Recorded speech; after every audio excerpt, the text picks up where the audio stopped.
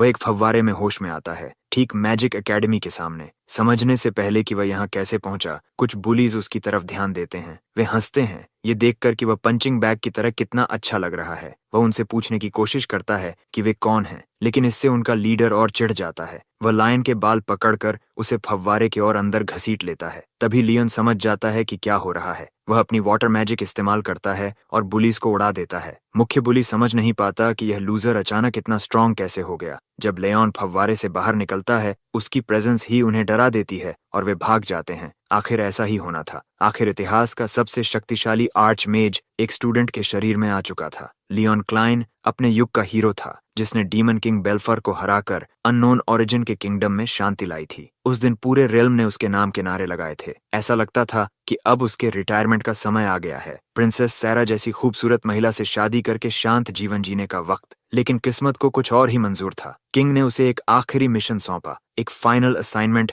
जो उसके हीरो सफर का अंत होने वाला था। खबर थी कि एक केव में मॉन्स्टर्स छिपे हैं, डीमन किंग की आर्मी के आखिरी रेमनेंट्स। किंग चाहता था कि वह उस कैवन की जांच करे और पॉजिटिव रिजल्ट्स के साथ लौटे, क्योंकि अब तक जो भी वहां गया था हार कर लौटा था। डीमन किंग स्लेयर से सबको बड़ी उम्मीदें थीं। लियोन जानता था कि उसे क्या करना है। जिन लोगों से वह प्यार करता था, उन्हें खतरे में वह नहीं देख सकता था। बच्चों के लिए, उन ऑर्फन्स के लिए जो उसे अपना रोल मॉडल मानते थे, उसे डीमन किंग के बचे हुए अंशों को मिटाना ही था। बिना किसी शक के उसने यह काम स्वीकार कर लिया। उसका मार्गदर्शन करने के लिए प्रिंस शार्क को चुना गया। जाने का दिन आया और प्रिंस शार्क उसे करप्ट केव में ले गया। अंदर गहराई में पहुंचते ही प्रिंस शार्क ने अपनी असली मंशा दिखा दी और पीछे से वार किया। हथियार में लीथल पॉइजन लगा था, जिससे लायन की मौत तय थी। प्रिंस शार्क हमेशा लियोन को अपनी अथॉरिटी और एब्सोल्यूट पावर के लिए खतरा मानता था। उसे लगता था कि लियोन उसकी लड़की क्वीन सेरा को भी छीन रहा है, लेकिन लियोन का ऐसा कोई इरादा नहीं था। न उसे पॉलिटिक्स चाहिए थी, न पावर। वह बस लोगों से, खासकर उन ऑर्फन बच्चों से सच्चा प्यार करता था। हकीकत यह थी कि इस घटिया इंसान ने उन बच्चों को पहले ही मार डाला था, ताकि लियोन की इच्छा को आगे बढ़ाने वाला कोई न बचे। यह इतना नीच था कि इसे डेविल कहना भी डेविल का अपमान होता। उसने लियोन को कैवर्न की गहराई में लात मार दी, उसे पॉइजन से तड़प तड़प कर मरने के लिए छोड़ दिया। लेकिन लियोन गिरने के बाद भी जिंदा बच गया और खुद को अर्थ की गहराई में पाया। तभी एक रहस्यमयी स्केलेटन क्रीचर सामने आया, हमला करने को तैयार। लियोन ने फायरबॉल से उसे खत्म कर दिया। हैरानी की बात यह थी कि एक सिस्टम इंटरफेस प्रकट हुआ और उसके किल को काउंट किया। एक एनिमी डाउन, लेकिन उसे लगभग 1 मिलियन मॉन्स्टर्स और मारने थे। तभी वह उस सीक्रेट क्वेस्ट को पूरा कर सकता था जो उसके गिरने से ट्रिगर हुई थी। एक और क्रीचर ने हमला किया और वही अंजाम हुआ। किल काउंट फिर बढ़ गया। लियोन अपनी हालत पूरी तरह नहीं समझ पा रहा था, लेकिन वह मॉन्स्टर्स का कत्लेआम करता रहा, उम्मीद में कि कभी न कभी बाहर निकलने का रास्ता मिलेगा। साल बीतते गए। उसे आगे बढ़ाने वाली बस एक ही चीज थी, उस गद्दार से रिवेंज की आग। जब उसने 60,000 किल्स पूरे किए, उसे डार्क एट्रीब्यूट मैजिक मिली, ऐसी शक्ति जिसके बारे में उसे पहले कोई ज्ञान नहीं था। 10 साल तक वह उसी नर्क में मॉन्स्टर्स को मारता रहा। आखिरकार 1 मिलियन किल्स पर क्वेस्ट पूरी हुई और उसके सामने एक आर्केन डोर खुला। लियोन बिना सोचे गेट के अंदर चला गया। उसकी हालत इससे बदतर हो ही नहीं सकती थी, लेकिन आश्चर्यजनक रूप से वह खुद को एक पॉन्ड के बीचों बीच पाता है। संभलने पर उसे एहसास होता है कि वह एक एजुकेशनल इंस्टीट्यूट को देख रहा है। कहानी ठीक से शुरू भी नहीं हुई थी कि इंस्टीट्यूट के कुछ बुलीज आसान शिकार ढूंढते हुए आ गए। वे हमारे लड़के को कुराबन कहकर बुलाते हैं, एक ऐसा नाम जो उसे बिल्कुल अपना नहीं लगता। क्योंकि वह इन पंक्स को जानता तक नहीं था, उसने स्वाभाविक रूप से पूछ लिया। बस यही बात उनके लीडर को गुस्सा दिला देती है। वह हीरो का सिर पकड़कर उसे पानी में डुबो देता है, ताकि वह डम एक्ट करना बंद करे और सब कुछ याद कर ले। दूसरी तरफ लियोन को जरा भी समझ नहीं आ रहा था कि हो क्या रहा है। वह अपनी मैजिक स्पेल आर्मर फ्लड इस्तेमाल करता है और उन बेवकूफों को कचरे की तरह उड़ा देता है। गूंज समझ ही नहीं पाते कि एक विम्प ने इतना चैड मूव कैसे कर दिखाया। समझदारी दिखाते हुए वे वहां से भाग निकलते हैं, इससे पहले कि और पिटाई हो। लियोन अभी अपने विचार ही समेट रहा था कि उसे एक अजीब आवाज सुनाई देती है। एक आर्केन वॉइस इस बात से हैरान थी कि उसकी मैजिक सप्रेस्ड होने के बावजूद उसने बुलीज को कैसे उड़ा दिया। वह रहस्यमयी आवाज लायन को एक प्राइवेट जगह ले जाती है और आखिरकार एक छोटी लड़की का रूप ले लेती है। बिना चेतावनी के वह उसे गले लगा लेती है जिससे उसके दिमाग में सवालों का तूफान उठ जाता है। वह खुद को लूना बताती है, गॉडेस की मैसेंजर। संक्षेप में वह मृत आत्माओं की गाइड थी। सच्चाई यह थी कि लियोन उसी पल मर चुका था जब उसे कैवर्न की गहराई में धकेला गया था। जिस दुनिया में वह अब जी रहा था वह उसकी पुरानी दुनिया से बिल्कुल अलग थी, और जिस शरीर में वह था वह कुराबन नाम के लड़के का था जो इसी दुनिया का निवासी था। लियोन सब कुछ पचाने के लिए एक पल लेता है और फिर पूछता है कि उसे यहाँ क्यों लाया गया। जवाब मिलने ही वाला होता है कि उनके सामने एक विशाल गेट प्रकट हो जाता है। इसे पार करने पर सच्चाई सामने आएगी। गेट के उस पार एक बंजर जमीन है और ठीक सामने खड़ा है ग्रैंडोरस। ये वही मॉन्स्टर था जो कभी डीमन लॉर्ड बेल्फार की सेवा करता था। इसे देखते ही हमारे लड़के की रूह कांप जाती है। ये कोई साधारण मॉन्स्टर नहीं था। पहले इसे हराने में उसे 3 दिन लगे थे, लेकिन लूना उसे भरोसा दिलाती है कि उसकी नई मैजिक पावर्स के साथ यह लड़ाई बच्चों का खेल होगी। तभी लियोन को डार्क एट्रीब्यूट मैजिक याद आती है जो उसे उस सीक्रेट क्वेस्ट के दौरान मिली थी। बीस्ट बेरहमी से हमला करता है। लियोन बिना झिझके डार्कनेस को छूता है। उसकी घूमती डार्क मैजिक मॉन्स्टर की मैजिक बैरियर तोड़ देती है और फिर वह डेडली डार्क क्लॉज से उसका गला दबा देता है। बस वही एक टेक्निक उस ताकतवर क्रीचर की जान लेने के लिए काफी होती है। लूना खुशी से नाच उठती है यह देखकर कि मॉन्स्टर 1 शॉट हो गया। लियोन खुद भी अपनी छिपी पोटेंशियल देखकर दंग रह जाता है। उसकी जिज्ञासा और बढ़ जाती है और वह लूना से सच्चाई उगलने को कहता है। थोड़ी देर बाद सब साफ होता है। डीमन किंग बेल्फार इस दुनिया में भी आने वाला है। पहले जो गेट बना था वह डीमन किंग के प्रभाव से बना था। अगर उसे रोका नहीं गया तो मॉन्स्टर्स के साथ यह दुनिया विनाश में डूब सकती है। इसीलिए गॉडेस ने खास तौर पर उसे इस दुनिया में बैलेंस बनाए रखने के लिए चुना। आगे देखते हुए लियोन की नजर एक फड़फड़ाते झंडे पर बने क्रेस्ट पर पड़ती है। उसे याद करने में देर नहीं लगती। यह उसी बास्टर्ड का निशान था जिसने उसे मरने के लिए धकेला था। अगर यह क्रेस्ट यहाँ है तो शार्क भी इस दुनिया में आ चुका है। रिवेंज की आग उसकी मुट्ठियां कांपा देती है। लूना यह महसूस कर लेती है, लेकिन ज्यादा देर रुक नहीं पाती और गायब हो जाती है। कोई आ रहा है। आने वाली एक फीमेल स्टूडेंट है जो उससे बात करना चाहती है। उसने आसपास गेट के प्रकट होने को महसूस किया था और उसके बारे में पूछना चाहती है। लियोन के जवाब देने से पहले ही लूना टेलीपैथिकली उसे सच छुपाने और अनजान बनने को कहती है। वह वैसा ही करता है। लड़की संदेह में पड़ जाती है कि जो उसने महसूस किया वह सच में गेट था या बस एक फॉल्स अलार्म। इसके बाद वह अपना ध्यान हमारे लड़के की ओर करती है और उसे वही स्टूडेंट पहचान लेती है जो थोड़ी देर पहले गूंस के साथ उलझा था। उन डेलिंक्वेंट्स की वजह से जो परेशानी उसे झेलनी पड़ी उसके लिए वह दिल से माफी मांगती है, लेकिन हमारा लड़का उसे सीधा रहने को कहता है क्योंकि ये ऐसी चीज नहीं है जिसके लिए उसे माफी मांगनी चाहिए। वैसे भी ये लड़की काफी अपराइट और वेल मैनर्ड लगती है। थोड़ी देर बाद वह चली जाती है क्योंकि जो उसने महसूस किया था वह उसे एक कंप्लीट फॉल्स अलार्म लगता है। उसके जाते ही लूना वापस प्रकट होती है और उस चार्मिंग लड़की की तारीफ करने लगती है जिसके सेंसेस इतने तेज हैं कि वह गेट की प्रेजेंस सूंघ सकती है। लूना को लगता है कि यह लड़की एक पोटेंशियल लव इंटरेस्ट हो सकती है, बिल्कुल किसी टिपिकल स्कूल नॉवल की तरह। रात उतर आती है और हमारा लड़का अपने डॉर्म रूम की ओर जाता है, लेकिन वहां पहुंचकर देखता है कि उसके दरवाजे पर कर्सेस और इंसल्ट्स लिखे हुए हैं। इस नीच हरकत के जिम्मेदार स्टूडेंट्स कॉरिडोर में ही खड़े हैं, डरपोक हाइनास की तरह हंसते हुए। फिर भी लायन ऐसे लोगों से उलझना पसंद नहीं करता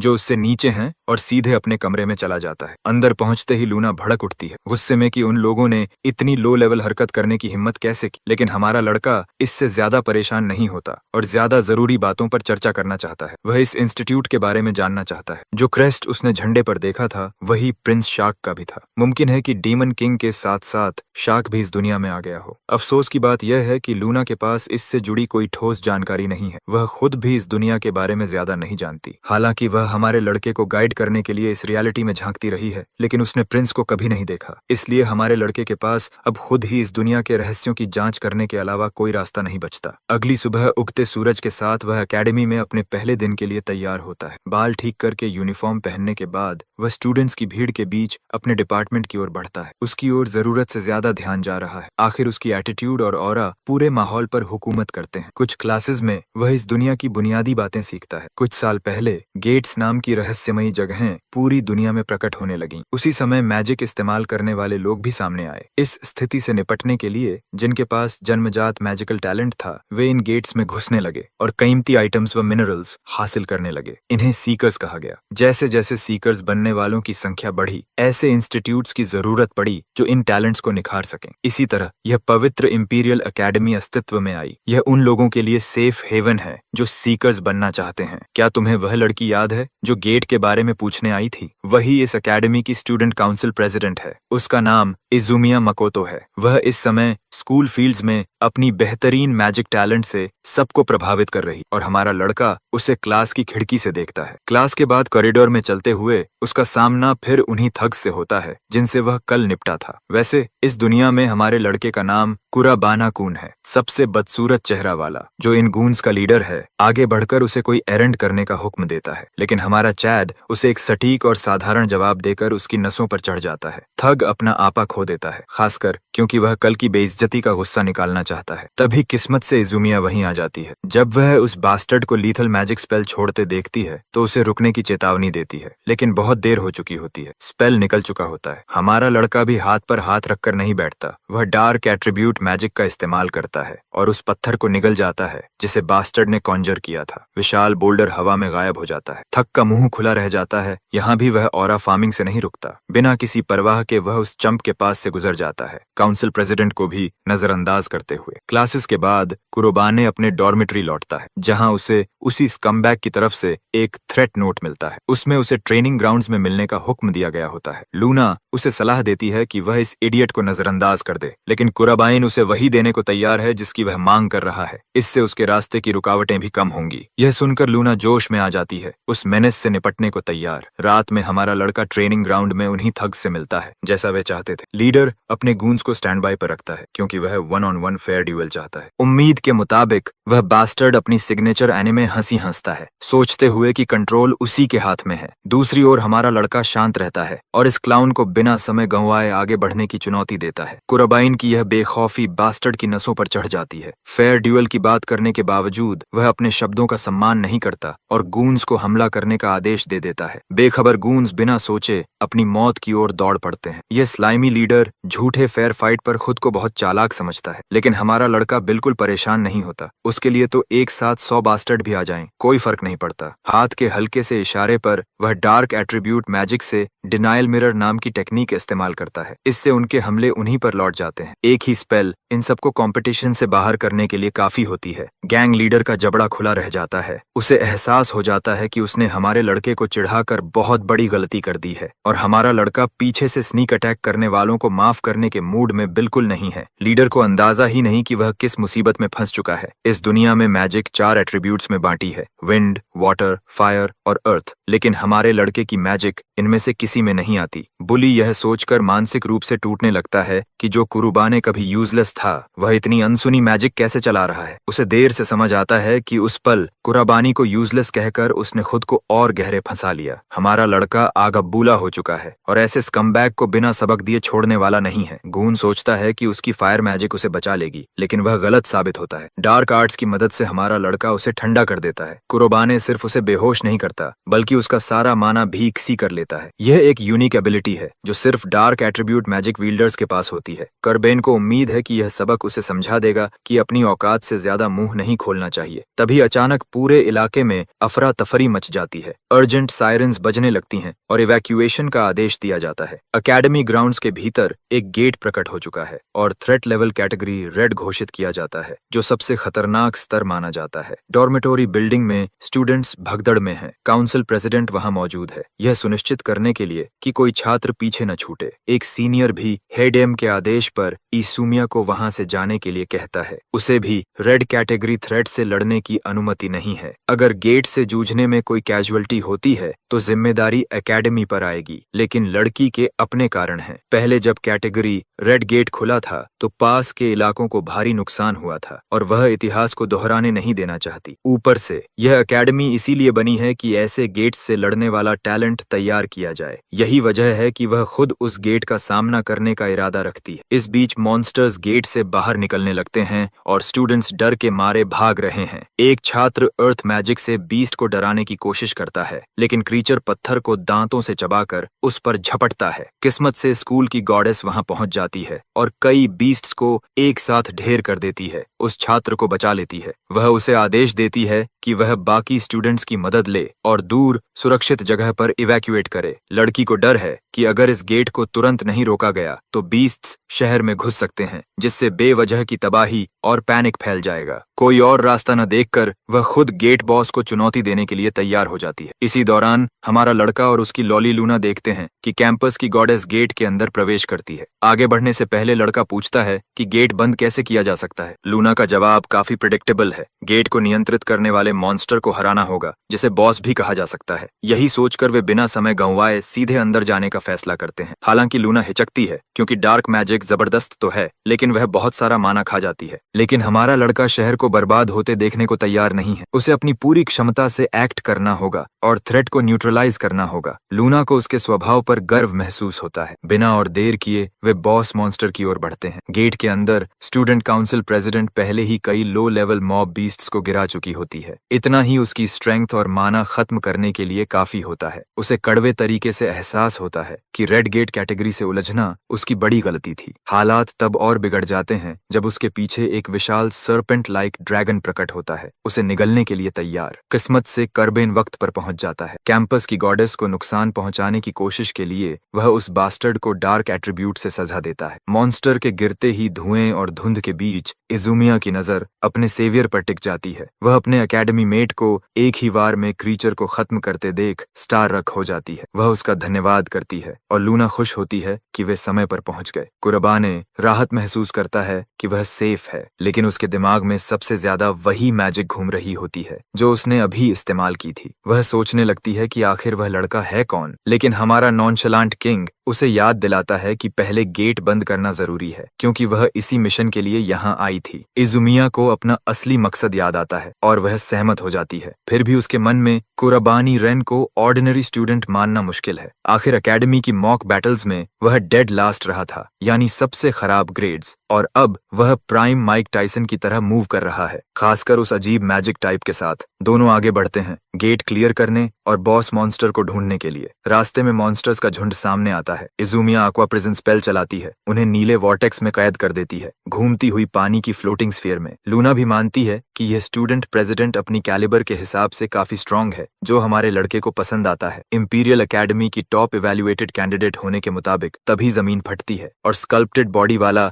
एक टाइटैनिक गोलम उन्हें कुचलने आता है। हमारा लड़का वार से बचता है और डार्क एट्रीब्यूट मैजिक से पलटवार करता है। कुराबानी इस बार ब्लाइंड एज कास्ट करता है, एक शक्तिशाली बीम स्ट्राइक जो गोलम को एक ही ब्लास्ट में मिटा देता है। इजुमिया हैरान रह जाती है। मॉन्स्टर को टुकड़ों में बिखरते देख उसे एहसास होता है कि यह आदमी किसी लेजेंड की तरह लड़ रहा है। बात सिर्फ यूनिक मैजिक की नहीं है, बल्कि हर स्पेल का परफेक्ट कास्टिंग स्पीड और इफेक्टिव यूजेज है। ऐसा लगता है जैसे वह किसी अनुभवी मेज को देख रही हो, जिसने दशकों तक बैटलफील्ड देखा हो। इसके बाद दोनों बॉस लेयर की ओर बढ़ते हैं। कुरबानी स्टूडेंट प्रेसिडेंट को तैयार रहने को कहता है और दोनों गेट मास्टर के रूम में कदम रखते हैं। सामने एक सिक एस ड्रैगन खड़ा है, रेड नूडल जैसा शानदार डिजाइन के साथ। यह लावा ड्रैगन है, कोई साधारण थ्रेट नहीं। इजुमिया बताती है कि यह बुक्स में दर्ज एक बेहद शक्तिशाली मॉन्स्टर है। कुरबाने भी उसे सावधान करता है कि यह लॉन्ग रेंज फायर और टेल अटैक से रैम्पेज करेगा। बीस्ट मैजिक से फायर ब्लास्ट तैयार करता है और पोकेमॉन रेक्वाजा जैसी हाइपर बीम छोड़ता है। इजुमिया चौंक जाती है और मुश्किल से उसके वजन से कुचले जाने से बच पाती है। यह सब कुरबाने की वार्निंग्स की वजह से संभव हो पाता है। जवाबी हमला करते हुए इजुमिया एक विशाल आइसिकल लांस छोड़ती है, लेकिन ड्रैगन उसे बिना खरोंच सहे चकनाचूर कर देता है। यह उसके लिए बड़ा शौक है, क्योंकि आइसिकल लांस फायर एट्रीब्यूट क्रीचर्स के खिलाफ अल्ट्रा इफेक्टिव मानी जाती है। लेकिन लावा ड्रैगन की भयंकर हीट उसे पहुंचने से पहले ही पिघला देती है। फाइट अभी खत्म नहीं हुई है। कुरबानी डेडली क्लॉ स्पेल छोड़ता है, जमीन से डार्क मैजिक के पंजे निकलते हैं और हर दिशा से ड्रैगन पर वार करते हैं। इसी पल लावा ड्रैगन अपने पंखों का इस्तेमाल कर भाग निकलता है, इम्पेल होने के बजाय एस्केप करना चुनता है। लूना इसे कावर्डली चीटिंग कहती है, लेकिन उड़ सकने वाले मॉन्स्टर के लिए यह वैलिड स्ट्रैटेजी है। इजुमिया हालात के इस मोड़ के लिए तैयार नहीं थी और अगली स्ट्रैटेजी पूछती है। कुरबानी उसे आइस के अलावा दूसरी मैजिक इस्तेमाल करने को कहता है। वह भरोसा दिलाती है कि उसके पास और मैजिक टाइप्स हैं। कुरबान उसे क्रिएचर को स्लो करने के लिए वैसी मैजिक इस्तेमाल करने को कहता है। इजुमिया उसकी योजना पर भरोसा करती है। वह तुरंत विंड मैजिक में टैप करती है, हरे स्टॉर्म को कास्ट करती है और फिर एक सटीक एरियल ब्लास्ट छोड़ती है। यह अटैक फ्लाइंग मॉन्स्टर पर बेहद असरदार साबित होती है। लावा ड्रैगन हवा के दबाव को झेल नहीं पाता और एक जगह रुक जाता है। लूना हमारे लड़के को संकेत देती है। कुरबानी अपनी स्पेशल डार्क मैजिक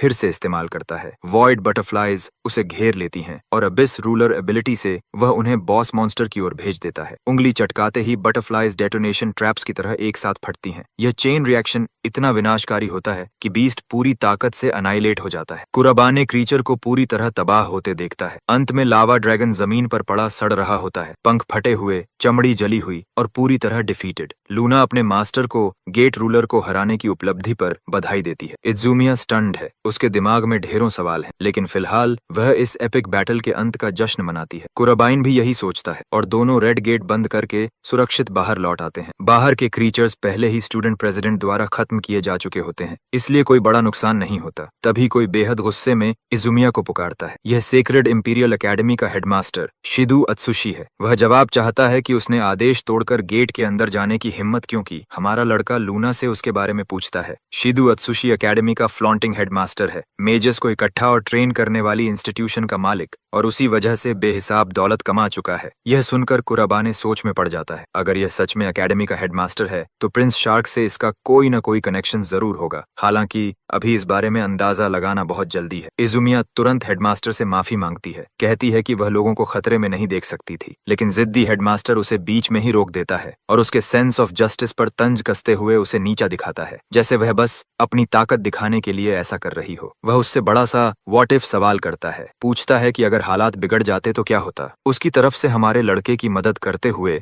वह विनम्रता से कहता है कि हेडमास्टर कम से कम स्टूडेंट प्रेसिडेंट के साहसी काम के लिए कुछ एनकरेजिंग वर्ड्स तो बोल सकता था। शिदू पूछता है कि यह नया बच्चा कौन है और याद दिलाता है कि उसे उनकी बातचीत में दखल देने का कोई हक नहीं, लेकिन स्टूडेंट प्रेसिडेंट हमारे लड़के का बचाव करती है, जोर देकर कहती है कि यही आउटसाइडर हाईएस्ट डिफिकल्टी गेट बंद करने की वजह बना। यह सुनकर शिदू की आंखों में दिलचस्पी चमकती है, फिर वह जोर से हंस पड़ता है, जैसे ही उसे याद आता है कि कुर्बान रेन उसकी एकेडमी का सबसे लोएस्ट रैंक्ड बफून है। इस बेतुकी बात पर यकीन न करते हुए वह मुड़कर जाने लगता है। तभी इज़ुमिया उसका ध्यान खींचती है। शिदू कहता है कि एकेडमी का सबसे घटिया student highest difficulty category gate बंद नहीं कर सकता। वह इसे अपने स्टूडेंट्स की बनाई हुई एक रिडिकुलस ब्लफ मान लेता है। यह कहकर वह अपने एस्कॉर्ट के साथ चला जाता है और हमारा लड़का सोच में डूबा रह जाता है। कुरोबाई समझ जाता है कि शार्क का इससे जुड़ाव हो या न हो, उसे हेडियम की पहचान और गहराई से जांचनी होगी। डॉर्म्स लौटकर वह आखिरकार राहत की सांस लेता है। लूना हेडियम के घमंडी व्यवहार पर रैंट कर रही होती है, लेकिन यह बस इस बात का सबूत है कि कुरोबेन रेन की जिंदगी इस स्कूल में कितनी खराब रही होगी। गॉडेस की मैसेंजर को इज़ुमिया काफी इंप्रेसिव लगती है। तभी वह हमारे लड़के को कुछ पढ़ते देखती है। कुरोबाने असल में कुरोबाने की डायरी के नोट्स देख रहा होता है, हेडमास्टर के बारे में कोई कॉन्टेक्स्ट क्लू ढूंढने के लिए। यह प्राइवेसी इन्वेजन है, लेकिन जरूरी है। जिस दिन लेओन ने कुरोबाने के शरीर में प्रवेश किया था, उसे एहसास हो गया था कि यह बच्चा जिंदगी से हार मान चुका था। अब जर्नल पढ़ना शुरू होता है। बुलिंग झेल चुका वह लड़का टूट चुका था। वह सीकर बनना चाहता था, सिर्फ अपनी बेबी सिस्टर के मेडिकल फीस के लिए पैसे जुटाने को, लेकिन उसे यह समझ आ गया कि उसमें मैजिक की कोई टैलेंट नहीं है। यही कमी उसकी जिंदगी की पहचान बन गई। लोग उसे कुत्ते की तरह ट्रीट करते थे, नोट्स छोड़कर डराते थे, क्लास के दौरान और बाद में। उसे इतनी बेरहमी से पीटा गया कि एंथनी जोशुआ द्वारा जेक पॉल को नॉकआउट करने से भी ज्यादा बुरा हाल था। हर दिन लिटरल हेल बन चुका था और वह इस टॉर्चर से निकल नहीं पा रहा था। उसकी आखिरी लिखी पंक्तियां उसकी फ्रस्ट्रेशन बयां करती हैं। वह रो पड़ा था, उसके आंसू उस नोट में जमे हुए थे। यह सब पढ़कर लूना समझ जाती है कि कुराबानेत अंदर से बुरी तरह हिल चुका है। वह चांद की तरफ देखता है और ऐलान करता है कि उस जिंदगी के लिए जस्टिस करेगा जो इस बेचारे लड़के ने झेली। उधर अपने ऑफिस में शीदू हमारे लड़के की फाइल पढ़ रहा होता है और लोएस्ट इवैल्यूएशन देखकर उसे नीचा दिखाना आसान पाता है। हेडमास्टर को यह अजीब तरह से इम्प्रेसिव लगता है कि यह फेलियर समझ नहीं पा रहा कि उसे कितनी आसानी से एकेडमी से निकाल दिया जा सकता है। अगले सीन में स्नो बनी का शावर सीक्वेंस आता है। वह हमारे लड़के के बारे में सोच रही होती है। कुरोबेन suppose to be lowest ranked student है, फिर भी सब कुछ गड़बड़ लग रहा है। हाल की चेंजेस कुछ और ही कहानी सुना रही हैं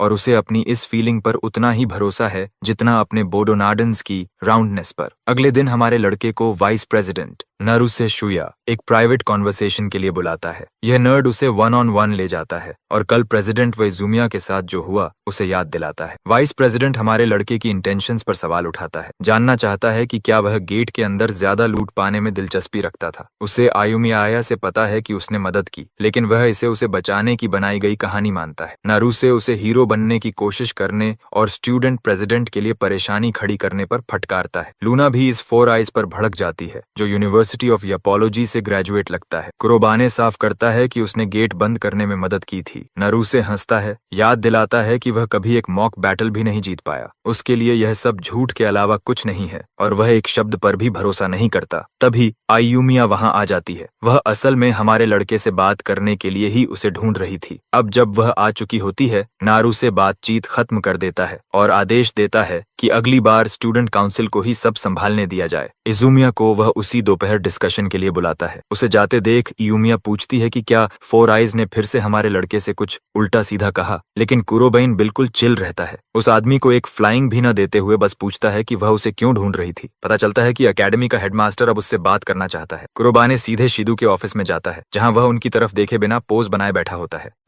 बिना किसी भूमिका के हेडमास्टर कुरोबानी को एकेडमी छोड़ने का आदेश देता है। यह अचानक और चौंकाने वाला हुक्म इजुमिया को उछलने पर मजबूर कर देता है और वह वजह पूछती है। शिदू कहता है कि बात सीधी है, लड़के के मैजिक स्कोर सबसे कम है और उसने आने के बाद से एक भी बैटल नहीं जीती। इसका मतलब है कि उसमें कोई टैलेंट नहीं है और बिना टैलेंट वाले मेजर्स एकेडमी में रहने के लायक नहीं होते। रिपोर्ट कार्ड उठाते हुए हमारा लड़का शांति से कहता है कि उसे बस अपनी स्ट्रेंथ साबित करनी है। आने वाले महीने में मॉक बैटल्स हैं और वह शर्त रखता है कि अगर वह हर एक जीत ले तो हीएडीएम सहयोग करेगा। यह ऑफर शिदू को अपमानजनक और हास्यास्पद लगती है, लेकिन स्केड्यूल देखने पर उसे पता चलता है कि नारुसे की फाइट कुराबानी के साथ तय है। यह पेयरिंग सीधी मौत का फरमान है, क्योंकि नारुसे आयुमिया के बाद दूसरा टॉप टैलेंट है। फिर भी हेडमास्टर इस शर्त को मान लेता है और हमारे लड़के को गहरी संतुष्टि मिलती है। कुराबाइन इस आदमी के चेहरे से स्मग एरोगेंस मिटाने के लिए बेताब है। उसी रात डॉर्म्स में वह लूना के साथ स्केड्यूल रिव्यू करता है। एडमिन ऑफिस से निकलते समय स्टूडेंट प्रेसिडेंट ने उसे रोक लिया था। उससे अपने शब्द वापस लेने की गुहार लगाई थी। असल में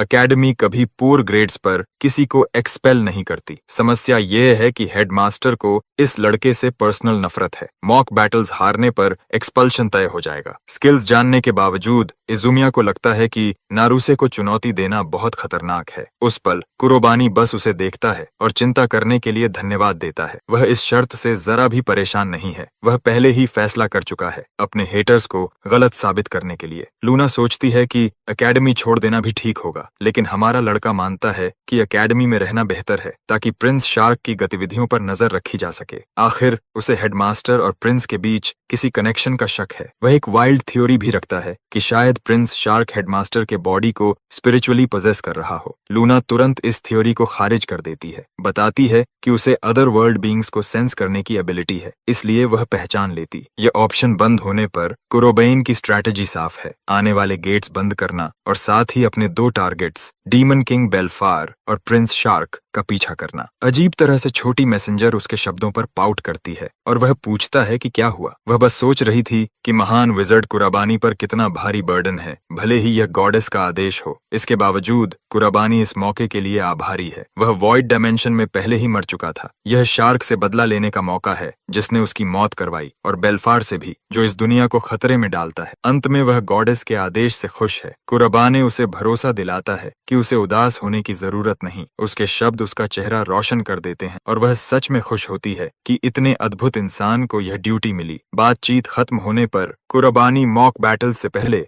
थोड़ा आराम करना चाहता है। छोटी लड़की उत्साह से चिल्लाती है, घोषणा करती है कि वह सबको दिखाएगा कि बॉस कौन है। अंदर ही अंदर वह भी दिल से चाहती है कि कुरुबाने की सारी इच्छाएं पूरी हों। अगला दिन आता है और बैटल ग्राउंड्स में कंटेस्टेंट्स जमा हो जाते हैं। ब्रो का पहला ओपोनेंट एक और क्लाउन है जो एकेडमी के वर्स्ट स्टूडेंट से लड़ने में ही खुश है। स्टैंड्स में बैठे दर्शक दूसरे लड़के को चीयर कर रहे हैं और कुरुबाने पर तरस खा रहे हैं, लेकिन फाइट शुरू होते ही हमारा लड़का सारी चैटर को इग्नोर कर देता है। कुरोबाइन का ओपोनेंट डेयरिंग विंड स्ट्राइक से शुरुआत करता है, हरे रंग की बीम फेंकता है। अटैक लगते ही हमारा लड़का गायब हो जाता है, जैसे इम्पैक्ट पर इवेपोरेट हो गया हो। क्लाउन समझता है कि वह इतना पावरफुल है कि सामने वाला एक बार भी नहीं झेल पाया। तभी कुराबानी भूत की तरह उसके ठीक पीछे प्रकट होता है। अर्थ स्पेल तैयार करके कुराबाने रॉक ब्लास्ट से पत्थर उसके शरीर पर बरसा देता है। स्पेल के अंत तक ब्रो यामचा पोज में पड़ा होता है और हमारे लड़के को फर्स्ट मैच का विजेता घोषित कर दिया जाता है। यह ओवरवेलमिंग विक्ट्री स्पेक्टेटर्स को स्टन कर देती है। सब गॉसिप करने लगते हैं कि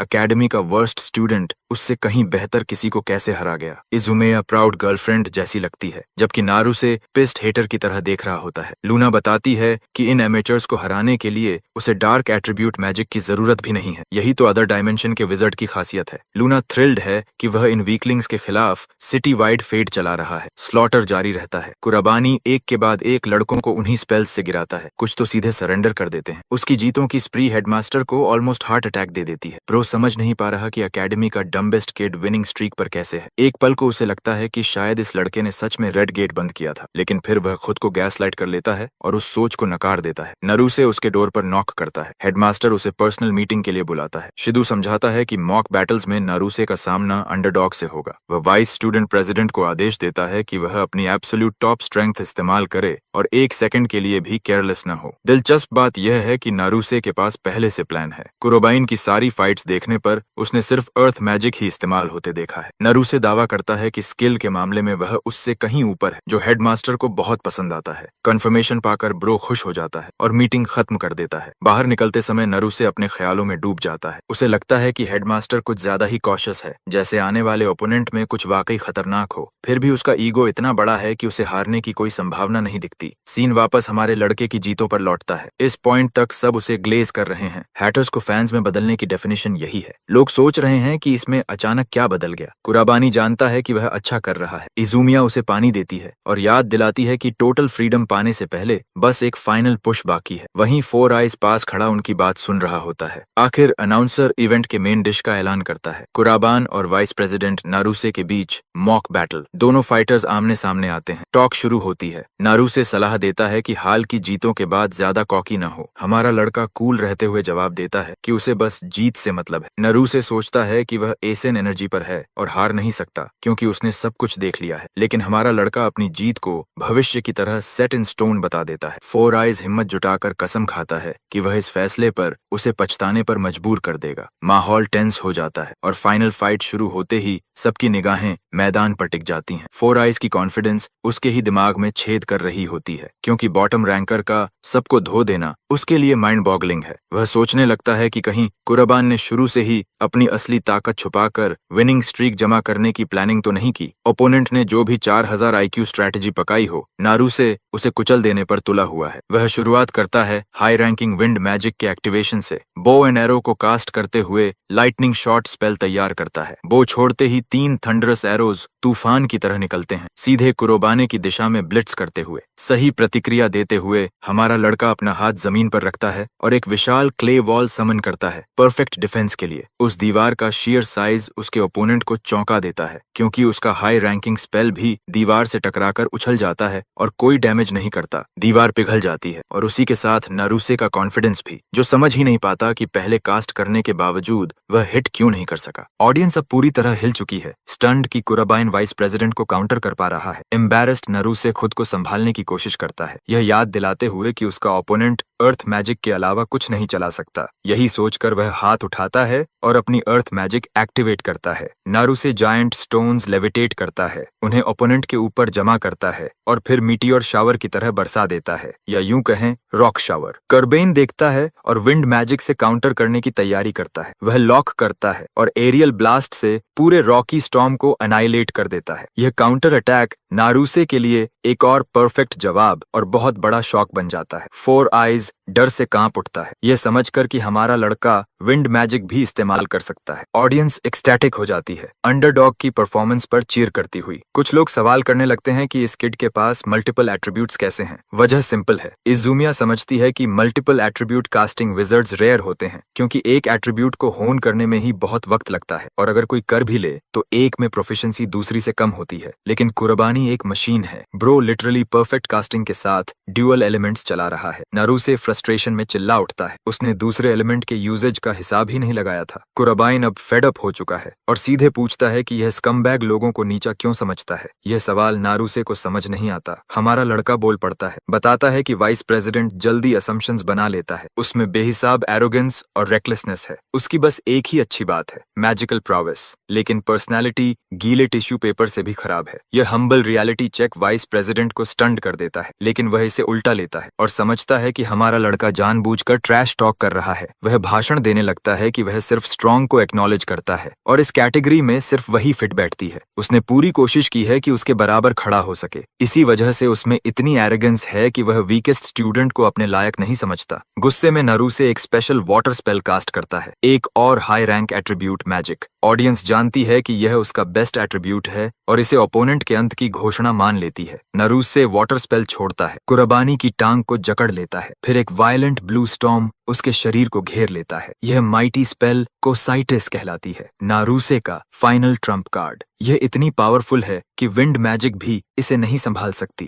अर्थ मैजिक भी नहीं। वाइस प्रेसिडेंट अपनी जीत मान लेता है। कुराबान को आइस में सील्ड देख जैसे वह एवेटार का एंग हो। फर्क बस इतना है कि फायर नेशन भीतर से हमला कर देती है। फोर आइज फिर से हक्का बक्का रह जाता है। आइसिकल केज में दरारें पड़ने लगती हैं और नारुसे की जीत की सारी उम्मीदें भी आइस सीरिंग फ्लेम्स से टूट जाती है। वीकेस्ट स्टूडेंट से तीसरे एट्रीब्यूट का खुलासा, लेकिन यहीं खत्म नहीं। कुराबानी साबित करता है कि वह और टाइप्स भी कास्ट कर सकता है। वह आइस इकट्ठा कर एक विशाल बोल्डर बनाता है, फिर अपनी ताकत से उसे कुचल देता है। फ्रैगमेंट्स अरीना में चारों तरफ बिखर जाते हैं और जमीन पर नारुसे के आसपास गिरते हैं। वाइड रेंज अटैक उसे कम डैमेज देता है क्योंकि ज्यादातर टुकड़े उसे छूकर निकल जाते हैं। आइस स्टॉर्म के अंत तक वाइस प्रेसिडेंट घुटनों पर आ जाता है, बिल्कुल गुड बॉय की तरह, बिना किसी डिफेंस के। कॉर्बेन अपने विक्टिम पर टावरिंग रहता है और क्लाउन को भविष्य के लिए एक ही सलाह देता है। वह नारुसे से कहता है कि स्ट्रेंथ पाने का एकमात्र रास्ता है आगे देखना, लेकिन ऐसा करने पर भी वह अपनी लिमिट से आगे नहीं जा पाता। सीधे शब्दों में कहें तो हमारे लड़के ने सबसे शालीन कर्ब स्टॉम्प ट्रैश टॉक कर दिया था। आखिर में नारुसे वही सवाल पूछता है जो सबके मन में है, आखिर ये आदमी है कौन? वह कोरोबेन की ओर झपटने की कोशिश करता है, लेकिन हमारा लड़का उसकी तरफ देखता तक नहीं और नारुसे वहीं ढह जाता है। फाइट खत्म। कुराबानी रेन आधिकारिक तौर पर विक्टर घोषित होता है। उसी रात हेडमास्टर का रिएक्शन देखने को मिलता है। वह आग बबूला है, ये समझ ही नहीं पा रहा कि एकेडमी का वीकेस्ट स्टूडेंट कैसे 4 एट्रीब्यूट्स चला रहा है। इजुमिया के शब्द उसके दिमाग में गूंजते हैं, फिर भी वह सबूत होने के बावजूद सच्चाई से इनकार करता है। मामला अपने हाथ में लेते हुए वह हमारे लड़के को कर्ज करता है, हाँ, एक बच्चे से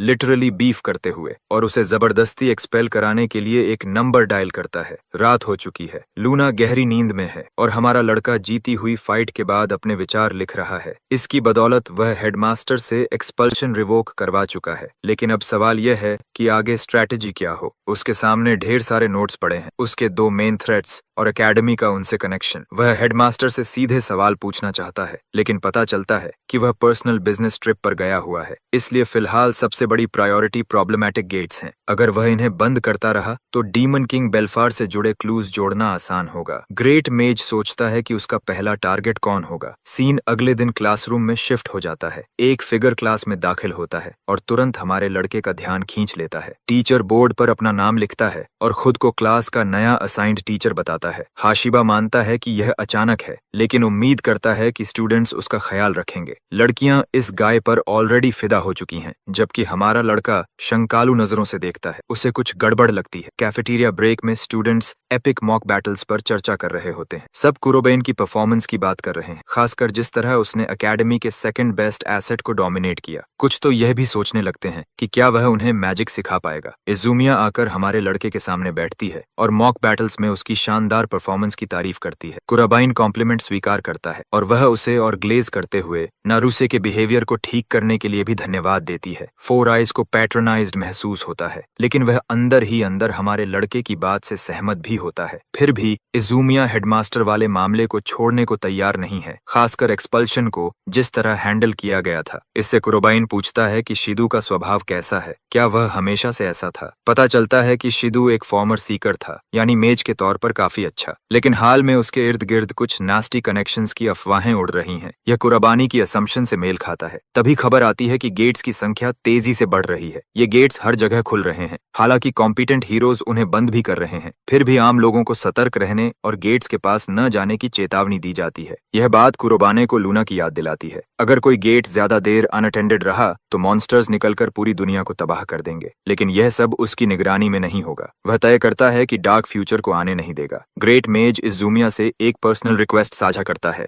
जिसकी डिटेल्स सामने नहीं आती। सीन रात के सन्नाटे में कट होता है। कुराबाइन इस इलाके में पेट्रोल करने निकलता है, देखने के लिए कि आज कोई गेट खुलेगा या नहीं। लूना बताती है कि वह उभरते ही सारे गेट्स साफ कर रहा है और उसे यह काफी कूल लगता है कि वह एक सीक्रेट सुपर हीरो की तरह बिना किसी को पता चले गेट्स मिटा रहा है। उनकी बातचीत के बीच ही एक ग्रीन गेट खुलता है, कैटेगरी ग्रीन लेवल। कुराबाने पूरे कॉन्फिडेंस के साथ उसके अंदर कदम रखता है, आसपास के एनवायरनमेंट को स्काउट करने में दिलचस्पी दिखाते हुए। चारों तरफ बस पेड़ों का ही झुंड होता है, लेकिन घना फॉग होने की वजह से ठीक से कुछ दिख नहीं रहा। लूना हर कदम पर सावधान रहने को कहती है। थोड़ी देर बाद यह आदमी हर कुछ दूरी पर मॉन्स्टर्स की लाशें छोड़ता हुआ जंगल के सबसे गहरे हिस्से में पहुंच जाता है। अजीब बात यह है कि लूना कहती है कि आसपास कुछ भी नहीं है, लेकिन तभी कुराबानी उसकी ठीक पीछे एक प्रेजेंस महसूस करता है। तभी वह छोटा मार्शमैलो एक क्रीचर द्वारा पकड़ लिया जाता है और अपने मास्टर से दूर खींच लिया जाता है। पलटकर देखते ही उसे एक डिमोनिक स्लीप पैरालिसिस डीमन दिखता है जो उसे एक ही बार में निगलने को तैयार है। लूना चीखती है, क्रीचर को याद दिलाती है कि वह डिवावर होने के लिए नहीं बनी है और पूरी ताकत से छूटने की कोशिश करती है। उधर हमारा लड़का उसे बस स्थिर रहने को कहता है और प्रोएक्टिवली डार्क एट्रीब्यूट मैजिक इस्तेमाल करने का इशारा करता है। ट्री से पर्पल रंग के पंजे फूट पड़ते हैं, गारगोयल को भेदने के लिए बाहर निकलते हुए। क्रीचर भागने की कोशिश करता है, लेकिन डेडली क्लॉ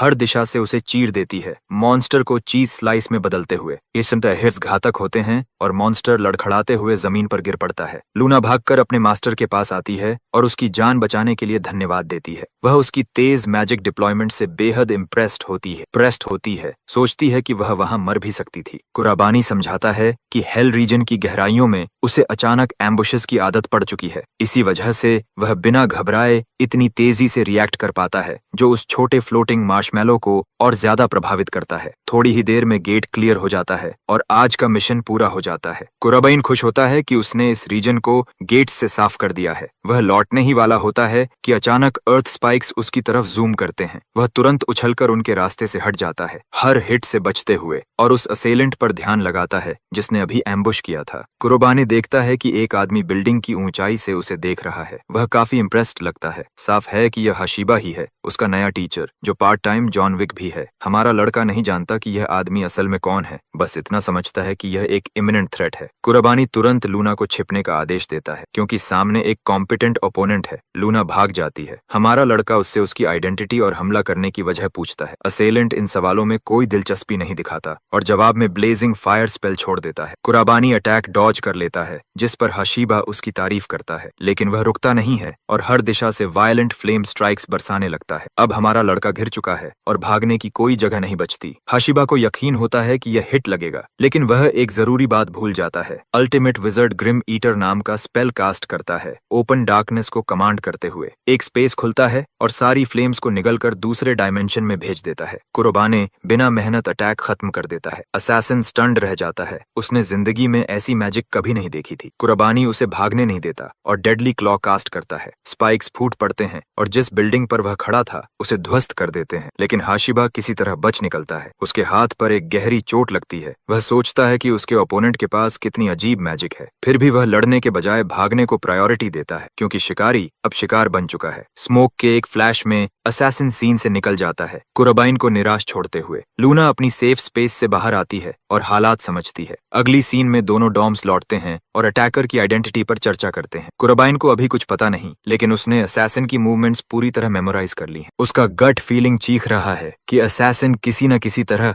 एकेडमी से जुड़ा है। वह अगली बार उसे पूरी तरह पकड़ने की कसम खाता है और उसके बारे में हर पॉसिबल जानकारी इकट्ठा करने का इरादा रखता है। अगले दिन क्लासरूम में सीन शिफ्ट होता है। कुराबाइन पास से देखता है कि इंस्ट्रक्टर बोर्ड पर लिख रहा है। क्लास के बाद हाशिबा स्टूडेंट के पास आता है और रेड गेट को अकेले बंद करने की उसकी एबिलिटी के बारे में जानकर उसमें गहरी दिलचस्पी दिखाता है। बेशक कुराबाइन हेडमास्टर का मजाक उड़ाता है कि वह आज तक उसकी अचीवमेंट पर भरोसा नहीं कर पाया। ट्रस्टी की भूमिका निभाते हुए हाशिबा उसे भरोसा दिलाता है कि वह लड़के की बातों पर विश्वास करता है और मॉक बैटल्स के दौरान वह खुद इसकी पुष्टि कर चुका है। जाते जाते वह ऑमिनस अंदाज में उसके फ्यूचर परफॉर्मेंस के लिए गुड लक कहता है। दोनों अलग हो जाते हैं, लेकिन टीचर के चेहरे पर वही डीवियस लाइट यागमी वाला मैनिपुलेटर स्माइल होती होती है, जैसे उसे यहाँ से वही मिल गया हो जिसकी उसे जरूरत थी। अगले सीक्वेंस में हाशिबा चुपचाप कुराबानी के एक और गेट अटेम्प्ट को नोट करता है। पिछली लड़ाई में जो हुआ उसके लिए वह बदले की आग में जल रहा है और लड़के को तकलीफ देने का इरादा रखता है। उस दिन बस उसने गार्ड डाउन किया था, लेकिन अब वह दोबारा गलती नहीं करेगा, खासकर उस नए डिवाइस के साथ जो उसके पास है। हशीबा की पूरी उम्मीदों के उलट कुराबन गेट को ऐसे स्पीड रन कर देता है जैसे कुछ हुआ ही न हो। हाशिबा अभी अपने ख्यालों में ही होता है कि गेट क्लियर हो जाता है और फिर भी ब्रो सोचता है कि वह जीत जाएगा। डिवाइस का इस्तेमाल कर वह अपने आदमियों को सिग्नल देता है। बाकी असैसिन्स शैडोज से बाहर निकलते हैं, एक बच्चे पर झपटने के लिए, जैसे वह ट्विंस फिंगर सुकूना हो। सब मिलकर स्पेल्स कंबाइन करते हैं और एक एक्सप्लोसिव फिनिश छोड़ते हैं, चारों तरफ तबाही मचा देते हैं। परफेक्ट स्पॉट से सीन देखते हुए हाशिबा हंसता है, मिशन को डिसअपॉइंटिंग बताता है और मुड़ जाता है, यकीन करते हुए कि उसने बच्चे को मार दिया है। जैसे ही वह डेड बॉडी चेक करने का सिग्नल देता है, उसके सबऑर्डिनेट्स ट्रांसमिशन पर चीख उठते हैं। वे डर से कांप रहे होते हैं और हाशिबा को भी सिहरन हो जाती है। वह यकीन नहीं कर पाता कि लड़का उस जायंट एक्सप्लोजन को झेल गया। एक कोल्ड ब्लडेड असैसिन भी अपना काम खो देता है और खुद को संभालते हुए कहता है कि कम से कम लड़के को पता नहीं कि वह कहाँ छिपा है। तभी हमारा लड़का पीछे से रेंट इज ड्यू वाले अंदाज में प्रकट हो जाता है, असैसिन को फिर से दंग कर देता है। कुराबानी की सबसे बड़ी ताकत उसका टाइनी पार्टनर है, जो आसानी से सर्च कर सकती है। वही पर्पल ऑर्ब आसपास स्कैन कर रही होती है, लूना। अब कुराबानी ने उसे कॉर्नर कर लिया है और विंड की रिपल वेव छोड़ता है। इससे हाशिबा का मास्क गिर जाता है और उसकी आइडेंटिटी सबके सामने आ जाती है। असैसिन को समझ ही नहीं आता कि लड़के ने यह कब फिगर आउट कर लिया। याद है जब कुराबानी क्लास में बोर्ड पर लिखते वक्त उसे ध्यान से देख रहा था। वजह यह थी कि फाइट के बाद लगी चोट के कारण हाशिबा दूसरे हाथ से लिख रहा था। फिर कुराबानी ने अयुमिया से पूछताछ की और पता चला कि इंस्ट्रक्टर एक फॉर्मर सीकर था। यह फ्लेम स्पेल्स से मैच करता था। सारे डॉट्स जुड़ते ही कुराबाइन उसे हाशिबा किसुक कहकर टॉन्ट करता है और पूछता है कि क्या उसने अपनी खोई हुई रिजॉल्व वापस पा ली है। वह उससे जानना चाहता है कि आखिर उसने एक स्टूडेंट को असैसिनेट करने की कोशिश क्यों की। यह सुनते ही वह पागल असैसिन जोर से हंस पड़ता है, लड़के की तारीफ करता है कि उसने उसे कॉर्नर करके उसकी आइडेंटिटी तक जोड़ ली। साथ ही वह याद दिलाता है कि वह बस एक स्टूडेंट है जिसे इतना कॉकी नहीं होना चाहिए। यह कहते हुए वह लिटरल सुपरनोवा जैसा अटैक कार्व करता है, एकदम ड्रैगन बॉल जी के फ्रीजा एनर्जी की तरह। आसपास का एनवायरनमेंट सिर्फ रेजिजुअल हीट से पिघलने लगता है। हाशिबा हंसता है, इसे लड़के का अंत घोषित करते हुए। यह उसकी अल्टीमेट टेक्निक है, वही ट्रम्प कार्ड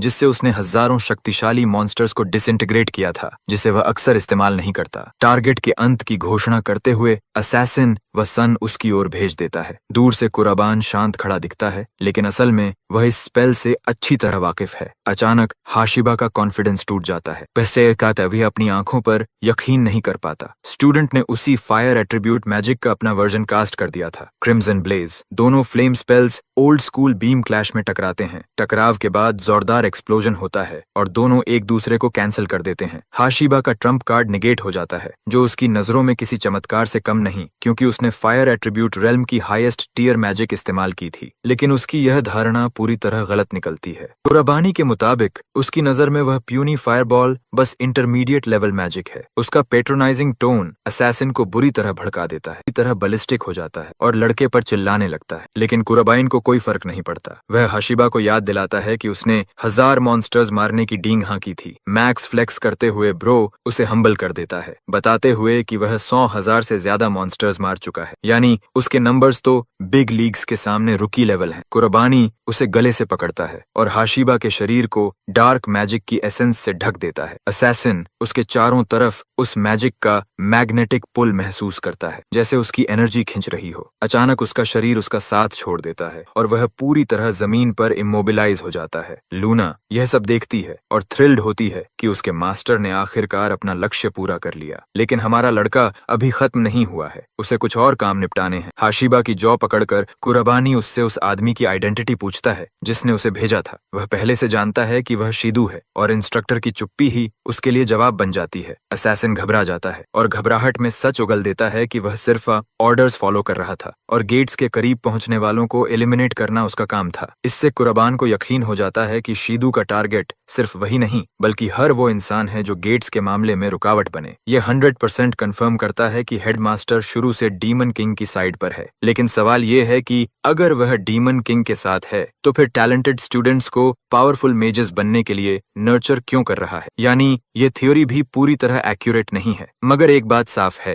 हेडमास्टर किसी क्रिटिकल रोल में जरूर है। कुरोबाने डर से कांपते अपने विक्टिम की ओर देखता है। वह समझता है कि इस असैसिन को शिदू के सामने पेश करने से अभी कोई फायदा नहीं होगा। थोड़ी देर बाद वह इस आदमी को बांध देता है और अलग रख देता है। कम से कम इससे हेडमास्टर अगली बार कोई रेकलेस कदम उठाने से पहले ज्यादा कॉशियस रहेगा। यही कुराबाइन चाहता है। जाते जाते वह ऐलान करता है कि वह बैटलफील्ड के पीछे मौजूद असली मास्टरमाइंड को बेनकाब करेगा। अगली सीन में शिदू किसी एस्टेट पर पहुंचता है। दरवाजा खटखटाकर वह ऊपर जाता है, याद करते हुए कि हर बार यहाँ आना कितना ईरी और अनकंफर्टेबल लगता है। हेडमास्टर एक और दरवाजा खटखटाता है और अंदर जाने की अनुमति मिलती है। सबसे पहले वह अपने मास्टर के सामने झुकता है, वही असली मास्टरमाइंड जो उसकी तरफ देखता तक नहीं, वह सिर्फ रिपोर्ट सुनना चाहता है। शिदू सब कुछ पॉजिटिव लाइट में एक्सप्लेन करता है, लेकिन जब प्लान में किसी ऑब्स्टिकल या बदलाव के बारे में पूछा जाता है तो शिदू अपनी क्यूरियोसिटी जाहिर करता है। वह बताता है कि एकेडमी में एक स्टूडेंट उभरा है जिसके रिजल्ट्स पहले कभी नहीं देखे गए। वही किड चारों डिस्टिंग्विश्ड मैजिक एलिमेंट्स भी इस्तेमाल कर सकता है। इसके बावजूद शिदू पूरा कॉन्फिडेंस दिखाता है और बताता है कि उसने उस बच्चे को एलिमिनेट करने के लिए पहले ही असैसिन भेज दिया है। यह सुनकर उसका मास्टर उठ खड़ा होता है, दिलचस्पी लेते हुए। यह डेवलपमेंट उसके लिए अनएक्सपेक्टेड थी। स्टूडेंट की अचानक ओवरवेलमिंग पावर जानने के बाद वह मानता है कि यह किड उनकी प्लान्स के लिए ऑब्स्टिकल बन सकता है। लेकिन हेडमास्टर अब भी असैसिन पर भरोसा जताता है, मिशन की सक्सेस की गारंटी देते हुए।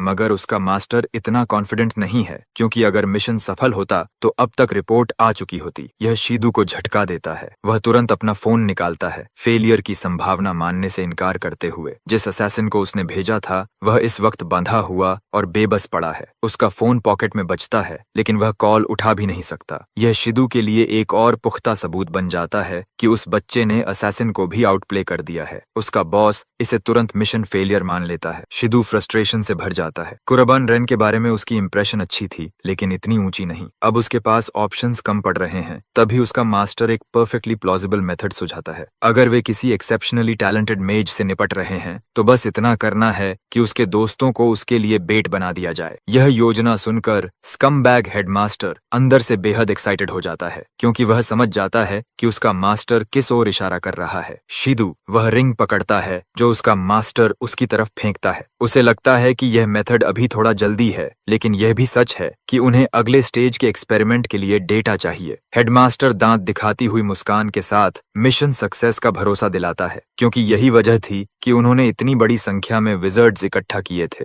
लीडर इस नए मोड से इंट्रीग्ड हो जाता है और भी दिलचस्प ट्विस्ट्स की उम्मीद करता है। वह इतना अच्छे मूड में होता है कि सोचने लगता है कि अब इस दुनिया में एक रियल ब्लैक गेट खोलने का समय आ गया है। याद रहे, अभी तक हाईएस्ट डिफिकल्टी गेट रेड है। अगले ही दिन इस चर्चा के बाद हमारे लड़के को ऑफिस बुलाया जाता है, एक और अजीब अनाउंसमेंट के लिए। ब्रो स्टन्ड रह जाता है जब शिदू खुद कुराबानी की एबिलिटीज को आंकने में हुई अपनी गलती मानता है और अब तक के रूड बिहेवियर के लिए माफी भी मांगता है। शिदू कहता है कि उसका सडन एटीट्यूड चेंज अटपटा लग सकता है, लेकिन अब वह लड़के की ट्रू पोटेंशियल समझ चुका है, इसलिए उसे प्रॉपर रिस्पेक्ट देना चाहता है। पास आकर हेडमास्टर हाल में बढ़ती गेट अकरेंसेस के बारे में जानकारी देता है। इसी वजह से वह चाहता है कि हमारा लड़का स्टूडेंट प्रेसिडेंट इसुमिया के साथ मिलकर ज्यादा से ज्यादा गेट्स सील करने में मदद करे। उसकी बातों से कुरोबाइन समझ जाता है कि उनका काम हाई गेट फ्रीक्वेंसी वाले एरियाज को मॉनिटर करना है। हेडमास्टर खुश होता है कि लड़का जल्दी समझ गया और हैंडशेक के लिए हाथ बढ़ाता है, जैसे वह सच में उस पर भरोसा करता हो। कुराबाने बाहर से एक्ट के साथ चलता है, लेकिन वह कोई डेंस प्रोटैगनिस्ट नहीं है। वह जानता है कि यह लाइंग पिग अंदर ही अंदर कुछ साजिश रच रहा है। इसी हैंडशेक के दौरान कुराबानी अपनी डार्क मैजिक से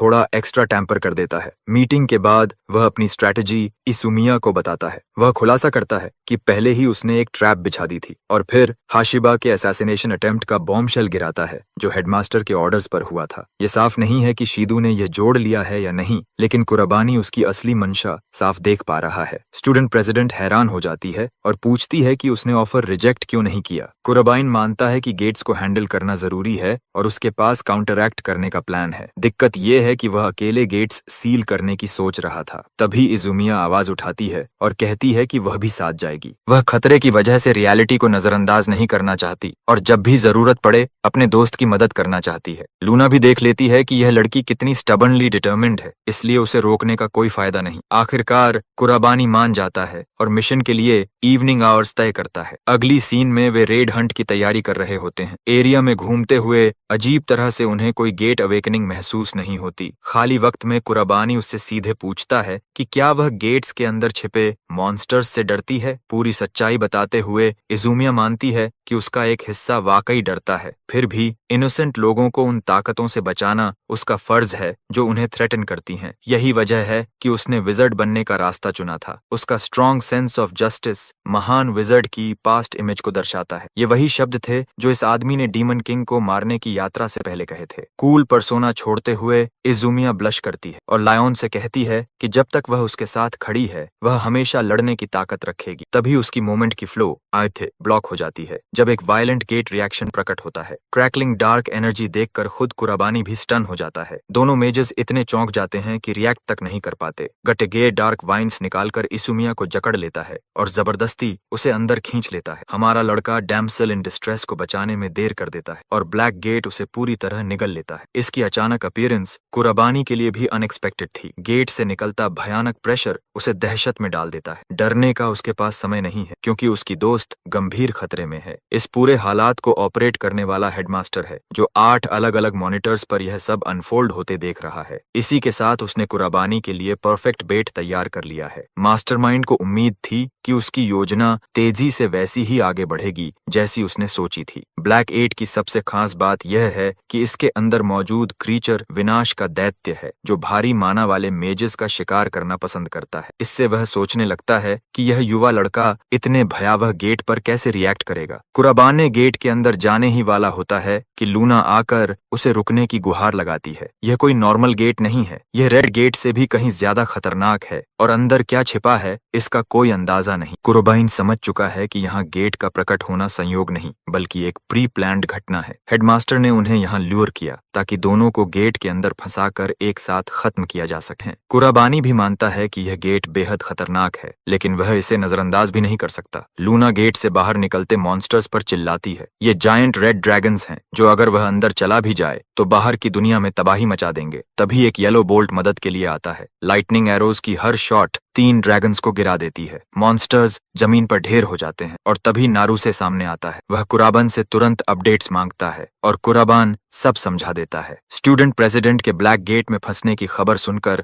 नारूसे सन्न रह जाता है लेकिन गेट से मॉन्स्टर्स वाइल्ड फायर की तरह बाहर निकल रहे हैं और उन्हें तुरंत रोकना होगा। कुराबाने मदद करना चाहता है मगर नारूसे जोर देता है कि वह सब अकेले संभाल लेगा ताकि कुराबाने अंदर जाकर अपना काम कर सके। यह स्ट्रैटेजी कठोर है लेकिन यही सबसे सही है। कुराबाइन तेजी से गेट की ओर दौड़ता है। वाइस प्रेसिडेंट को यह बात चुभती है कि वह रेस्क्यू के काबिल नहीं समझा गया मगर वह भी जानता है कि इजुमिया को बचाने वाला सिर्फ कुराबानी ही हो सकता है। वह ड्रैगन्स पर लाइटनिंग एरोज बरसाते हुए खुद को उनका ओपोनेंट घोषित करता है। अब ब्लैक गेट के अंदर का नजारा देखते हैं। यह एक उजड़ा हुआ लैंडस्केप है जहां नॉर्मल लाइफ का नामो निशान नहीं। यहाँ कुराबाने अपने फेमिलियर को एक बेहद अहम मिशन सौंपता है। रेड गेट में जिस लावा ड्रैगन से उन्होंने लड़ा था वही क्रीचर यहाँ एक मॉब मॉन्स्टर है। फिर भी कुराबाइन को कोई चिंता नहीं। वह डार्क मैजिक के द्वार खोलता है और एपिक कैलामिटी साइथ मैनिफेस्ट करता है। लावा ड्रैगन उस पर वार करता है लेकिन कुराबानी कहीं तेज है और उसका आर्म साफ काट देता है। फिर लिम्स और हेड अलग कर देता है। इतने सारे ड्रैगन से निपटना समय लेगा और हमारा लड़का वह समय नहीं गंवाना चाहता। इसके बजाय वह साफ कर देता है कि वे सब उससे डरेंगे और जबरदस्ती उसके लिए रास्ता बनाएंगे। गेट के बाहर अनफोल्डिंग घटनाएं देखता हुआ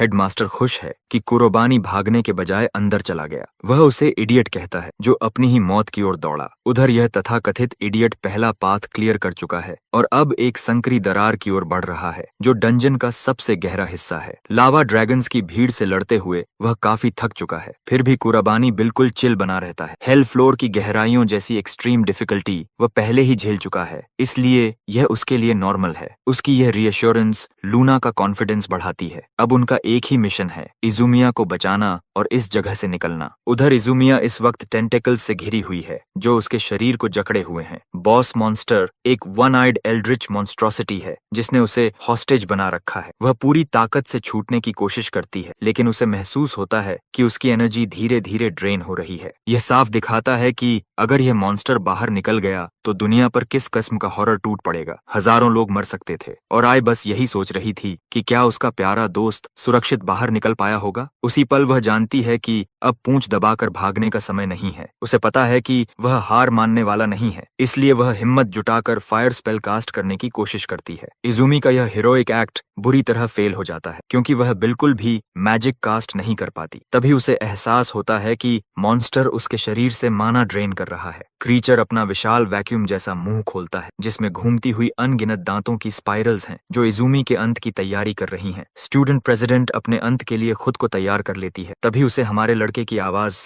सुनाई देती है जो साइथ के साथ बिजली की तरह जूम करता हुआ आता है और क्रीचर की हॉर्नी टेंटिकल्स को काट डालता है। मॉन्स्टर दर्द से चीख उठता है और कुराबानी देर से पहुंचने के लिए माफी मांगता है। इजुमी की निराशा पल भर में गायब हो जाती है। उसकी जगह उम्मीद ले लेती है क्योंकि उसका प्रिय प्रोटेक्टर आ चुका है। सीन कट होकर स्कीमिंग हेडमास्टर पर जाता है जो गेट की स्थिति रिपोर्ट करता है और कुराबान के अंत की घोषणा करता है। उसका मास्टर चाहता है कि ये दोनों शक्तिशाली विजर्ड्स उसकी अबोमिनेशन का भोजन बने। कुराबाने अब तक के सबसे शक्तिशाली गेट मॉन्स्टर का सामना कर रहा है, जबकि उसकी वॉनेबी गर्लफ्रेंड टेंटिकल्स में जकड़ी हुई हालात के हिसाब से काफी चिल दिख रही है। लूना उसे माना ड्रेनिंग टेंटिकल्स से सावधान करती है। यह एक अजीब मॉन्स्टर है, वैसा जिसे उसने न इस दुनिया में देखा था न पिछली में। फिर भी चाहे सामने कैसी भी वियर्ड लुकिंग आए थे, these hands are rated E for everyone. Creature एक टेंटिकल फेंकता है और हमारा लड़का इवेड करता है। माइडेर में वह देखता है कि एक ही अटैक ने कितना बड़ा क्रेटर बना दिया है। इसका मतलब एक हिट भी कुराबाने की मौत तय कर देगा। इसलिए उसकी बेस्ट बेट है मेन बॉडी पर तेजी से स्पैम अटैक्स करना। डार्क एट्रीब्यूट मैजिक एक्टिवेट करते हुए वह जायंट मॉन्स्टर को डोजन्स ऑफ लार्ज स्पाइक्स से चैलेंज करता है। डेडली क्लॉ फिर से कास्ट होती है। लूना को लगता है यह बॉस को मारने के लिए काफी है, लेकिन कुराबाने जानता है कि यह फ्यूडल एफर्ट है क्योंकि मेन बॉडी अब भी अनहार्म्ड है। रेज से धड़कता मॉन्स्टर चीखता है और अपने टेंटिकल्स जमीन में गहराई तक गाड़ देता है। यह एक अजीब मूवमेंट है। कुराबानी भी अगला अटैक प्रिडिक्ट नहीं कर पाता जब तक लूना पीछे से उभरती टेंटिकल के बारे में चेतावनी नहीं देती। उसकी वार्निंग से वह बच निकलता है, हालांकि इम्पैक्ट से ग्रेज्ड हो जाता है। सौभाग्य से यह डायरेक्ट हिट नहीं था, वरना अब तक पक चुका होता। फिर भी डार्क मैजिक हैक्स के बावजूद कुराबाना इस यूनिक मॉन्स्टर से निपटने में परेशान है और उसके अटैक पैटर्न्स समझ नहीं पा रहा। क्रीचर पीछे से फ्लैंक करने के लिए एक और टेंटिकल निकालता है। कुराबानी साइथ से उसे काट देता है। साइड से और भी टेंटिकल्स इरप्ट होने लगते हैं, हर दिशा से स्पैम करते हुए, लेकिन वह उन्हें सुशी की तरह काटता जाता है। गॉडेस की मैसेंजर उदास हो जाती है क्योंकि वह देख रही है कि यह आदमी ब्लैक गेट में घुसते ही नॉन स्टॉप लड़ रहा है। इसका मतलब उसका माना आना अब लिमिट के करीब है। उधर आई जिस तरह से टेंटिकल्स में फंसी हुई है, वह ज्यादा देर जिंदा नहीं रह पाएगी। मेन बॉडी को डायरेक्टली कन्फ्रंट करने की समस्या यह है कि कुराबन टेंटिकल्स से घिर सकता है जो उसकी मौत बन जाएगा। तभी वह फैसला करता है, फक इट, वी बॉल। वह साइथ फेंक देता है और मॉन्स्टर को घूरते हुए इनसेन स्पीड से मेन बॉडी की ओर लॉन्च करता है। लूना बेबस और घबराई हुई देखती रह जाती है। जैसा अंदाजा था, मॉन्स्टर कई टेंटिकल्स से उसे स्वार्म करता है। जवाब में वह दोनों हाथों से ग्रिम ईटर कास्ट करता है। डायमेंशनल क्रैक्स खोलकर सारी टेंटिकल्स निगल लेता है। फिर उन्हीं टेंटिकल्स का सहारा लेकर वह मेन बॉडी की ओर दौड़ता है। मॉन्स्टर को डिफेंस में जाने पर मजबूर करता है। कर्बाइन ये मौका हाथ से जाने नहीं देता। वह फिर से डार्क मैजिक टैप करता है, दर्जनों पोर्टल्स खोलता है और ब्लाइंड एज स्पेल से एनर्जी ब्लास्ट्स बरसाता है। सारे डिफेंसेस कट जाते हैं और मेन बॉडी पूरी तरह वल्नरेबल हो जाती है। कुराबाने छलांग लगाकर उसके विशाल आई के सामने पहुंचता है और अंत की घोषणा करता है। फाइनल अटैक के रूप में वह अपनी सारी बची माना इकट्ठा कर ultimate spell lost force cast करता है, मॉन्स्टर की आंख में घूंसा मारते हुए। डैमेज इतना होता है कि बॉस दर्द से फट पड़ता है। उसकी टेंटिकल्स अस्तित्व से मिटने लगती हैं और अयूमिया भी उनकी पकड़ से आजाद हो जाती है। फाइट खत्म हो चुकी है और स्टूडेंट प्रेसिडेंट आसमान से नीचे गिरती है। उसका नाइट इन शाइनिंग आर्मर उसे सुरक्षित पकड़ लेता है। कुराबाइन उसकी हालत चेक करता है और वह मुश्किल से बोल पाती है, फिर भी ऐसे मुस्कुराती है जैसे इसी आदमी की पत्नी बनने वाली हो। और अब बेस्ट पार्ट,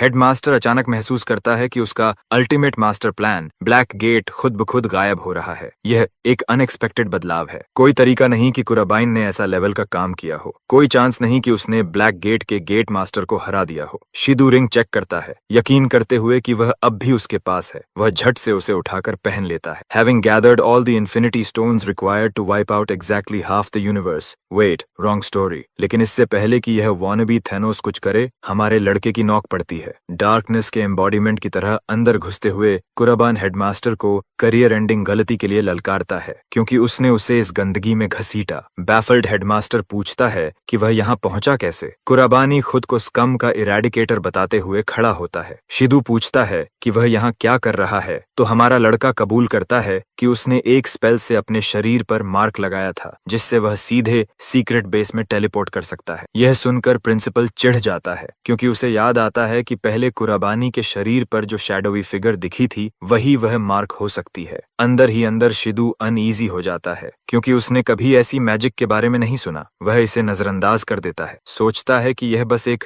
ब्रैटी टीनेजर की अकड़ है, लेकिन यह सोच अगले ही पल टूट जाती है। कुराबन बातचीत अपने हाथ में ले लेता है और सीधे पूछता है क्या उसी ने गेट समन किया था। वह कहता है कि झूठ बेकार है क्योंकि उसे पीछे छिपा सारा इक्विपमेंट दिख रहा है और सच बताना ही समझदारी है। कर्बेन उसे अक्यूज करता है कि उसने यंग विजर्ड्स के लिए ट्रेनिंग सेंटर बनाया और पूछता है कि अगर उसके मोटिव्स शुरू से ही डार्क थे तो ऐसा क्यों किया। प्रिंसिपल पल भर रुकता है, फिर सिनिस्टर मुस्कान के साथ कबूल करता है कि उसका मकसद फूड तैयार करना था। कुराबाइन उलझ जाता है और शीदू समझाता है कि वह गेट के पार मौजूद मॉन्स्टर्स के पेट भरना चाहता था। सारे विक्टिम्स, सारे बेगुनाह स्टूडेंट्स सिर्फ इसी मकसद से कल्टीवेट किए गए थे, इसलिए वह बिना हिचक मान लेता है कि गेट उसी ने खोला। केओस का फायदा उठाकर वह मॉन्स्टर्स के सामने घुटने टेककर पावर और अथॉरिटी हासिल करता रहा। कुराबाइन सब सुनता है लेकिन अपने मास्टर की इस क्रूअल योजना में इजुमिया की कुर्बानी की कोशिश वह भूल नहीं पाता। उसकी नजर में शिदू धरती पर रेंगने वाला एब्सोल्यूट स्कम है और सबसे ज्यादा गुस्सा इस बात का है कि उस आदमी को कोई पछतावा नहीं, वह स्मग और प्राउड है। शिदू फायर एलिमेंट समन करता है और कहता है कि उसे फर्क नहीं पड़ता कुराबानी क्या इंसल्ट करे क्योंकि अंत में टीनेजर मरेगा। इसी कॉन्फिडेंस के साथ वह फायर बॉल्स उछालता है, यकीन करते हुए कि फाइट यहीं खत्म होगी। लेकिन कुराबानी प्रिंसिपल की सोच से कहीं ज्यादा ताकतवर है। एक हाथ के हल्के फ्लिक से वह शील्ड बना देता है और हर फायर बॉल को एक ही मोशन में मिटा देता है। शिदू हैरान रह जाता है क्योंकि मैजिक कुराबान तक पहुंचती ही नहीं बल्कि उससे पहले ही गायब हो जाती है। तभी उसे एहसास होता है कि कुराबान उसे प्रोवोक कर रहा है, खुलकर कह रहा है कि इस बार ठीक से आए और अपनी असली ताकत दिखाए। प्रिंसिपल भड़क उठता है और सोचता है कि इस टीनेजर को असली सजा दिखानी होगी। कुराबानी की बैटर्ड हालत देखकर वह खुद को समझाता है कि लड़का पहले ही हार चुका है और अब अपर हैंड उसी के पास है। वह फिर से फायर एलिमेंट इकट्ठा करता है और एक और अटैक चार्ज करता है, धमकी देते हुए कि इस बार कुराबानी पूरी तरह इरेज हो जाएगा। लेकिन ऐसा कुछ नहीं होता। जैसे ही फायर बॉल्स टकराने वाले होते हैं, कुराबानी dark attribute spell denial mirror इस्तेमाल करता है और अपने चारों ओर फोर्स फील्ड बना लेता है। फायर बॉल्स बैरियर से टकराकर वापस उछलते हैं और सीधे शिदू की ओर दौड़ पड़ते हैं। उसे भागने का कोई समय नहीं मिलता और उसका खुद का हमला